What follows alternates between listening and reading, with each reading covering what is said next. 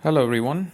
So this is a new Galaxy S10 Prism Green that I recently bought on a Black Friday deal.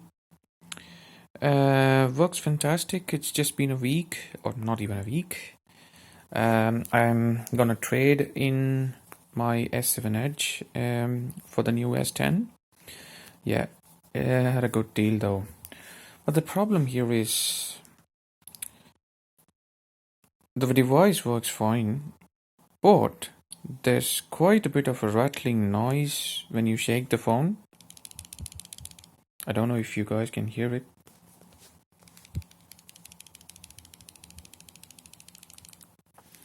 This is, I don't know if the microphone picked up the noise, but quite unusual and, looks so cheap. Unlike my 3-year-old device has nothing. And the device I'm recording is a dead cheap Chinese phone and has no cracks. This one here looks like the camera module or the speaker or something that's been built within has gone loose and it has started shaking. Could be a manufacturing defect. So I hope Samsung gives me back or replaces the device with a new one. Of course, they don't take back my Black Friday deal. Thanks, guys.